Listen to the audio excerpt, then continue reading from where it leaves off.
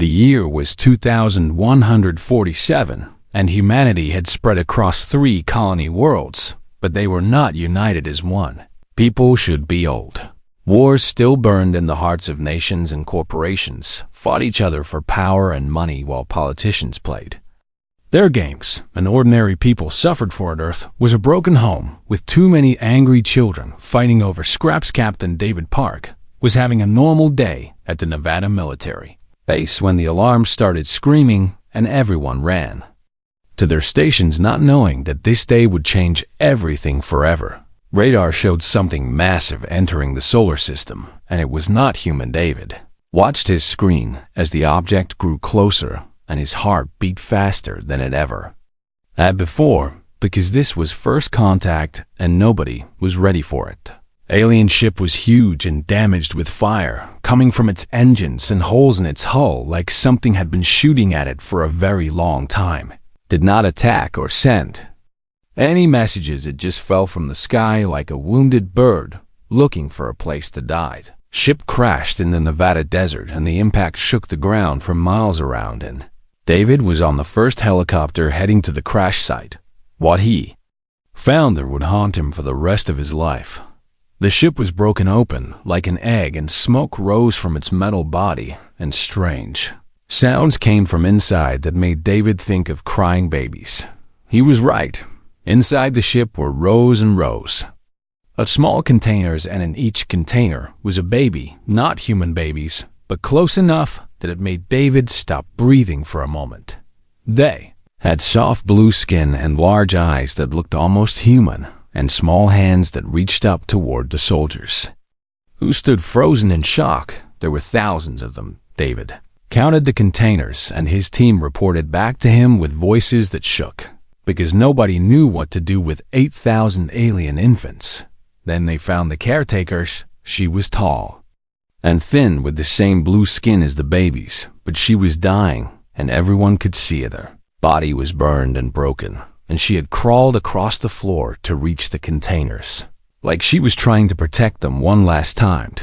David knelt beside her, and she grabbed his hand with strength that surprised him, and she spoke in a language that somehow became English in his mind. "Please," she said, and her voice was like music and pain mixed together. "Please protect them." David asked her what happened and who did this to her people, and she told him everything in broken words that came slower and slower as her life faded away. Her people were called the Velthari, and they had lived peacefully for 10,000 years on a beautiful world far away. Then the Dominion came. The Dominion was an empire that conquered everything they touched, and they did not want to share the galaxy with anyone. So they destroyed the Velthari homeworld and killed billions of innocent people. This ship carried the last children of her species, and she had traveled across the stars to find someone who might protect them. "The Dominion will come," she whispered, and her eyes were closing. "They always finish what they start." Then she died, and David held her hand until it grew cold, and he made a promise to a dead woman that he did not know how to keep. The news spread fast, and within hours, every government on Earth was screaming at each other about what to do. Some leaders wanted to study the babies and learn their secrets and maybe use them as weapons against future threats. Other leaders wanted to send them back into space, because why should humanity risk everything for aliens? They had never met. A few leaders wanted to hand the children over to the Dominion before they even arrived, because survival mattered more than honor. Arguments went on and on while the babies cried in their containers, and nobody seemed to care about what was right anymore. Then Dr. Emily Cho did something that changed everything. Emily was a xenobiologist, which meant she studied alien life, and she was also a new mother with a baby girl at home, who she loved more than anything in the universe. She looked at the Velthari infants, and she saw her own daughter in their eyes, and she could not stand by while politicians decided their fate. Emily took her camera into the crash site, and she recorded everything. She showed the babies reaching up for comfort, and she showed them crying alone in their containers, and she showed the dead caretaker who had given everything to save them. Then she uploaded the video to every social media platform on Earth. Within 1 hour, the video had been seen by 2 billion people. Within 2 hours, people were marching in the streets of every major city demanding that the babies be protected. Within 3 hours, the hashtag #ProtectTheBabies was the most popular topic in human history. Parents looked at those alien faces and saw their own children, and they could not turn away. Young people saw innocence being threatened, and they refused to stay silent. Even old soldiers, like David, watched the video and felt tears on their faces, because war had taught them what it meant to lose everything. The world leaders had no choice but to listen. An emergency meeting was called at the United Nations, and representatives from every nation gathered to decide the fate of 8,000 orphans from the stars.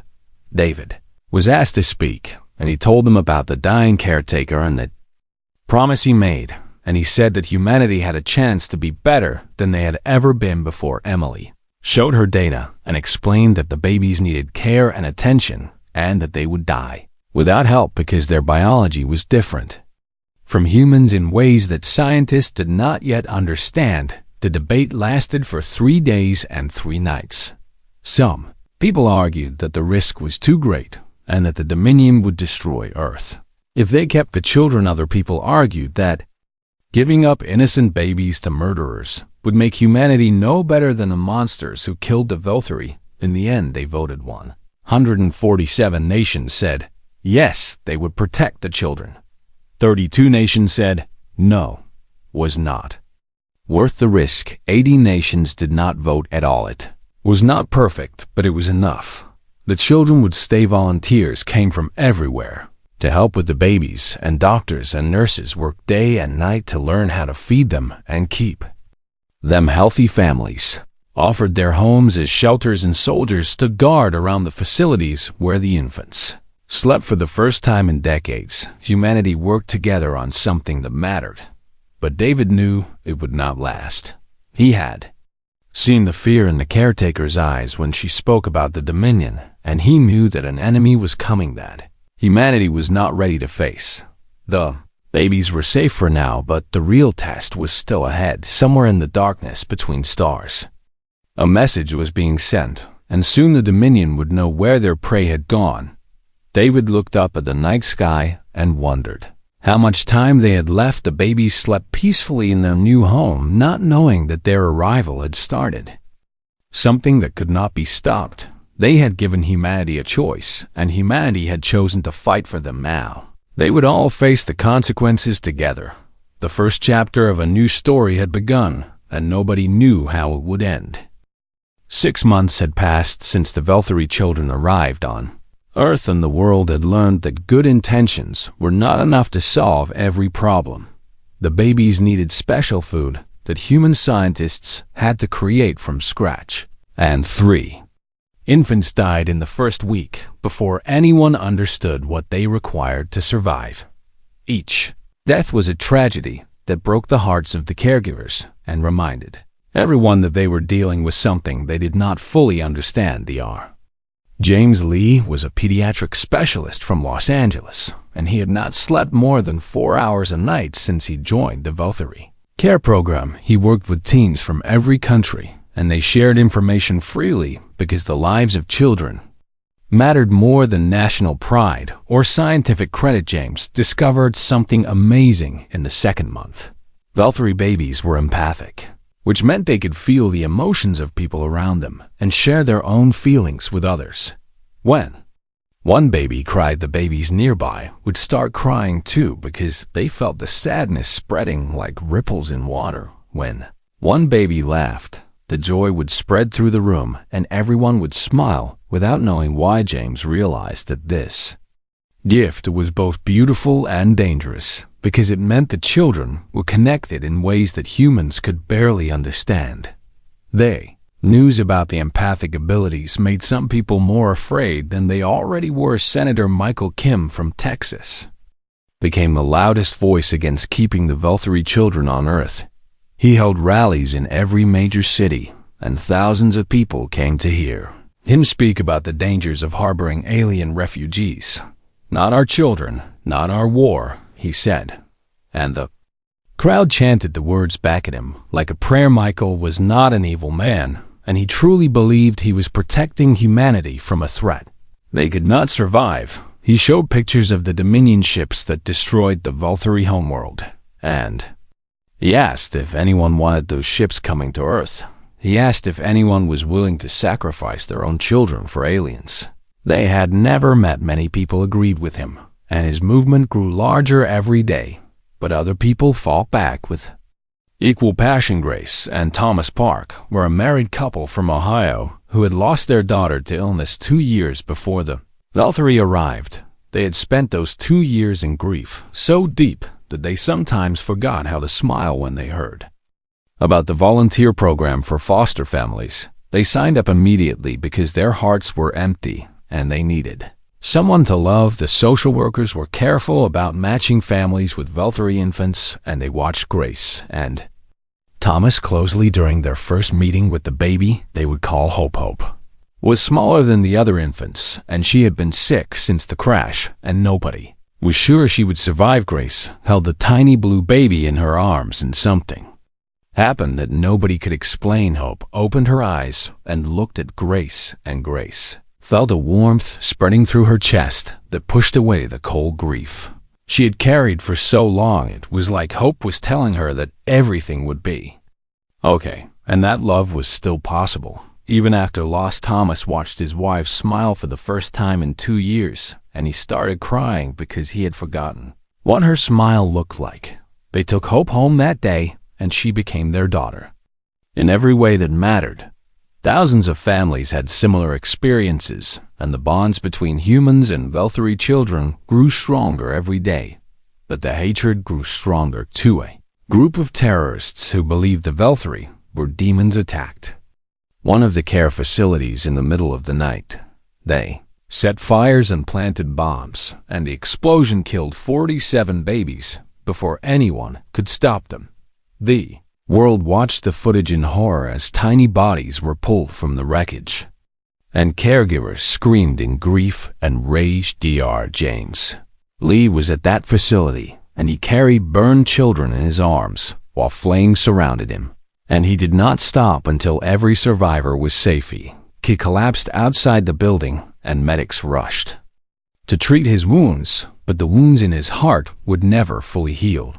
The attack changed everything. Senator Michael Kim condemned the violence, but some people blamed his movement for creating the hatred that led to it. His supporters split in two factions, and some of them became more extreme, while others walked away and shamed nations that had promised to help, began withdrawing their support because they did not want to be targets for terrorism. The United Nations met again, and the arguments were worse than before because now people were dying, and the fear was spreading like disease. Grace and Thomas held Hope close and wondered if they had made a terrible mistake by bringing her into such a broken world. Dr. Emily Cho worked harder than ever trying to find solutions that would bring people together, but every step forward seemed to be followed by 2 steps back. Captain David Park had been promoted to admiral, and he was building a defense fleet in case the Dominion actually came. But he knew his ships were not strong enough to fight an empire. Then the message arrived. It came from the edge of the solar system, and it was broadcast on every frequency so that everyone on Earth could hear it. The voice was cold and mechanical, and it spoke in perfect English as if it had been studying humanity for a long time. "This is the Dominion Expeditionary Force," the voice said. "You have something that belongs to us. The Valtteri remnants must be surrendered within 7 of your planetary rotations. If you refuse, we will take them by force, and your species will be erased from existence. You have 1 week to decide." Message ended, and silence fell across the world. Everyone looked up at the sky, and for the first time in human history, every person on Earth was thinking about the same thing. The children were in danger, and humanity had to choose what kind of species they wanted to be. Michael Kim watched the news and felt his certainty crumbling because the enemy was real now, and surrender meant handing babies over to monsters. Grace held hope and whispered promises that she did not know how to keep David. Looked at his fleet and knew that 7 days was not enough time to prepare for war, but somewhere in all that fear, something else was growing. People were starting to realize that they could not face this threat alone, and that maybe their divisions had always been the real enemy. They maybe slept peacefully, unaware that their fate would be decided by creatures who had only known them for 6 months. Hope dreamed of warmth and love, and she did not know that the universe was about to test everything humanity believed in. The clock was ticking, and the choice was coming. Surrender or fight, break apart or come together. Nobody knew which path humanity would take. The Dominion fleet appeared on radar screens around the world, and the sight made grown soldiers weep with fear. 200 warships hung at the edge of the solar system like wolves waiting outside a sheep pen, and each ship was larger than anything humanity had ever built. Admiral David Park stood on the bridge of his flagship and looked at the tactical display that showed just how badly outmatched they were. Humanity had 43 combat vessels, and most of them were converted cargo ships with weapons bolted on in a hurry. The Dominion had conquered 47 species across the galaxy, and they had never lost a war. David knew the math, and the math said humanity would die if they fought. But his daughter had bonded with a Valkyrie baby named Lily, and he could not imagine handing that child over to monsters who would kill her. So he prepared his fleet for a battle they could not win, and he told his crews to fight for something bigger than survival. The emergency summits on Earth where chaos representatives screamed at each other while protesters filled the streets outside, and the world seemed to be tearing itself apart. 12 nations voted to surrender the children immediately because they believed survival was more important than honor. 30 nations voted to fight no matter the cost because they refused to become the kind of species that sacrificed babies to save themselves. The rest could not decide, and their hesitation was making everything worse. Senator Michael Kim watched the debates and felt sick to his stomach because he had spent months telling people that they Valkyrie were not worth dying for. Now the moment of truth had arrived, and he did not know what he believed anymore. He decided to visit one of the care facilities because he had never actually met any of the children he had been speaking against. Grace Park was there with Hope, and she recognized Michael from the news, and her first instinct was to run away and protect her daughter. But something made her stay. Maybe it was the look in his eyes that showed he was not the monster his speeches made him seem to be. Maybe it was Hope reaching toward him with her tiny blue hands, like she could sense something good hidden beneath his fear. Michael walked toward them slowly, and Grace watched him carefully, ready to fight if she had to. Then Hope touched his hand, and everything changed. The empathic connection hit Michael like a wave, and suddenly he was not just seeing the little girl in front of him, he was feeling everything. He felt the terror of the Valkyrie as their world burned and their families died around them. He felt the loneliness of babies floating through space with no one to hold them. He felt the desperate love of a caretaker who gave her life to bring them somewhere safe. He felt Hope looking at him and seeing not an enemy, but a person who was scared and confused and needed help understanding. Michael fell to his knees, and tears streamed down his face, and he sobbed like he had not sobbed since he was a child himself. Grace watched in shock as the man who had led the movement against the Valkyrie completely broke down in front of her. When Michael finally looked up, his eyes were different, and the hardness that had been there before was gone. I did not understand, he whispered. I did not know. He stood up slowly and looked at Hope one more time, and then he walked out of the facility and called a press conference. The cameras found him standing in front of the White House with his movement's flags behind him, and everyone expected another speech about surrender. Instead, he told the truth. I was wrong, he said, and his voice shook but did not break. I met one of the children today, and she showed me what fear had made me forget. These are babies, and they came to us because they had nowhere else to go. If we give them up, "We are not protecting humanity. We are destroying everything that makes humanity worth protecting." His supporters were stunned, and many of them walked away angry because they had believed in him, and now he was betraying them. But others stayed and listened and felt something shifting inside themselves. Their Emily Cho had been working on a secret project with Dr. James Lee, and they believed they had found something that could change everything. The Velthari children were empathic, but their power was limited when they were alone. Connected together, they could project emotions across vast distances and affect thousands of people at once. Emily theorized that the Dominion had not destroyed the Velthari just for conquest. They were afraid of this power because an empire built on fear could not survive if people started feeling love. Instead, James had built a neural network that could link all 8,000 children together safely, and he believed they could reach every human on Earth at the same time. It was dangerous, and nobody knew what would happen, but they were running out of options. David gave them permission. Because what did they have to lose? The broadcast was scheduled for midnight, when most of the world would be awake somewhere.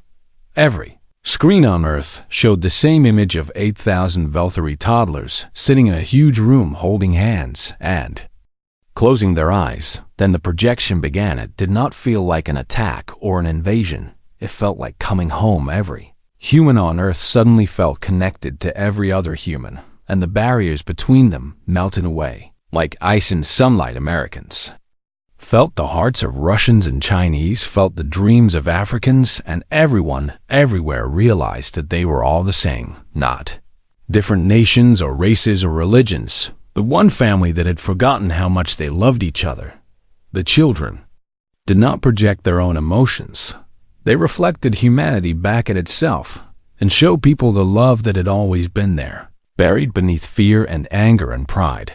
For 17 minutes, the world was silent. Wars stopped as soldiers lowered their weapons and looked at their enemies with new eyes. Arguments ended as families then apologized for wounds they had caused.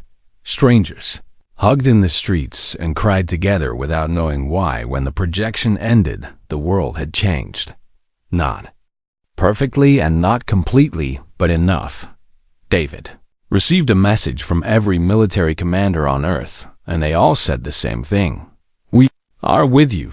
Vote happened the next morning, and this time it was not nations voting, but individual humans casting their choice through a global network. 94% chose to fight. Humanity had finally made its decision. They would protect their children. All of them. Grace held hope and whispered, "I told you everything would be okay." David looked at his fleet and saw ships arriving from every nation, ready to fly together under one flag. Emily and James watched their screens and smiled because their crazy idea had actually worked. The Dominion fleet was still coming, and the battle would still be hard. But humanity was no longer alone against the darkness. They were together, and together they were stronger than anyone had ever imagined. The transformation of humanity happened faster than anyone could have predicted. Nations that had been enemies for centuries suddenly opened their borders and shared everything they had because the empathic projection had reminded them what really mattered. Military secrets that had been guarded for decades were uploaded to shared networks, where engineers from every country could access them. Corporations that had been hoarding technology released their patents for free because profit seemed meaningless when extinction was coming. Scientists who had refused to work together because of old grudges now sat in the same rooms and built things that should have taken years. In just a few days, Admiral David Park found himself commanding the newly formed Human Defense Fleet, and his crew came from every nation on Earth. Chinese pilots flew alongside. American gunners and Russian engineers worked next to European technicians, and nobody cared about flags anymore. They cared about the children. David looked at his tactical display and saw ships arriving from everywhere. Old battleships that had been rusting in harbors were repaired and armed and sent to join the fleet. Private vessels owned by wealthy families were donated to the cause, and their owners volunteered to crew them. Even cargo ships were converted into weapons platforms because humanity needed every advantage it could get. The fleet grew from 43 ships to over 200 in less than a week. It was still not enough to match the Dominion in raw power, but it was enough to make a stand. Dr. James Lee and Dr. Emily Cho worked on something they called Project Lullaby, and it was their last desperate hope for victory. The empathic projection that united humanity was powerful, but it had only reached Earth. James believed they could amplify the signal and send it across space to reach the Dominion fleet itself. Emily calculated the power requirements and realized they would need every Veltari child connected at once to generate enough emotional energy. It was risky, because nobody knew what would happen to the children if the projection failed, or if the Dominion blocked it somehow. But the alternative was certain death, so they kept working. Grace and Thomas Park brought hope to the bunker beneath the Rocky Mountains, where all the Veltari children and their foster families had gathered. The bunker was designed to survive nuclear war, and it was the safest place on Earth, but Grace knew that safety was an illusion. If the fleet failed, then nowhere would be safe. She held hope close and sang lullabies that her own mother had sung to her when she was small. Thomas stood guard at the door with a weapon he barely knew how to use because he would die before letting anyone hurt his daughter. Thousands of other families did the same thing. Parents who had never fired a gun learned to shoot in case the enemy made it past the fleet. Teachers and doctors and lawyers put on armor and stood ready to defend children who had become their own. The love that had been projected into them during the 17 minutes had not faded. It had grown stronger because now they had something to fight for. Senator Michael Kim arrived at the bunker with his own weapon and his own determination to make amends for the harm his words had caused. He knelt beside Grace and apologized for everything, and she forgave him because holding on to anger seemed pointless now. David sent a message to the Dominion commander as the fleet took position between Earth and the enemy. The message was simple. You made a mistake. You did not drop 8,000 burdens on humanity. You gave us 8,000 reasons to finally stand together. The Dominion commander was named Vex, and he had led the destruction of 17 species across his long career. He looked at the human fleet and felt something he had not felt in centuries. Confusion. His species had conquered the galaxy by being stronger and more ruthless than everyone else. They had learned that fear was the ultimate weapon, and that any civilization would break if you hurt them enough. But these humans were not breaking. They were gathering together like cells forming a body, and they were preparing to fight against impossible odds. Vex ordered his fleet forward because he believed that courage without power was meaningless. The battle began. Human ships swarmed around the Dominion, vessels like insects attacking giants, and for every human ship destroyed, 2 more took its place. David commanded from the center of the formation, and his voice remained calm even as explosions lit up the darkness around him. He watched friends die, and he watched strangers become heroes, and he kept fighting because giving up was not an option. The Dominion weapons were devastating, and they tore through human shields like paper through water. But humans fought differently than any species Vex had faced before. They sacrificed themselves to protect each other, and dying ships rammed into enemy vessels to cause maximum damage. Crews whose engines had been destroyed turned their ships into bombs and flew straight at the enemy. It was not logical, and it was not efficient, but it was terrifying. Vex began to understand that he was not fighting an army, he was fighting a family, and families did not surrender. Battle raged for hours, and the human fleet was being destroyed piece by piece, but they were also causing damage that the Dominion had not expected. 30 of Vex's ships had been disabled or destroyed, and more were taking hits every minute. Then Project Lullaby activated. Deep beneath the Rocky Mountains, 8,000 Veltari children joined their minds together under the guidance of Dr. James Lee's neural network. Dr. Emily Cho monitored their vital signs and whispered encouragement as the connection stabilized. The children closed their eyes and reached out with their empathic power, but They did not project toward Earth this time, they projected toward the stars. The wave of emotion crossed the distance between Earth and the Dominion fleet in less than a second. It hit every Dominion soldier at the same time, and it carried something they had never experienced before. Love, not human love exactly, but something deeper and more universal. The feeling of being protected and cherished and valued simply for existing. The feeling of belonging to something bigger than yourself. The feeling of home. Vex staggered on his command deck as the projection washed over him. For the first time in his life, he understood what it felt like to be loved. He saw his own childhood. Before the Dominion had taken him and turned him into a weapon, he remembered his mother's face and the warmth of her arms around him. He felt tears on his face that he did not know how to explain. All across the Dominion fleet, soldiers stopped fighting. They looked at their weapons and could not remember why they were using them. They looked at the humans they had been trying to kill and saw not enemies, but kindred spirits.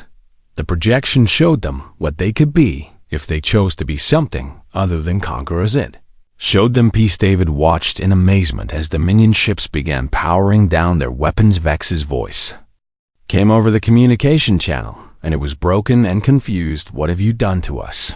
he asked. David thought about the question for a long moment. "We showed you what you forgot," he said. "We showed you how to feel the battle was over." The Dominion had not been defeated by weapons or tactics.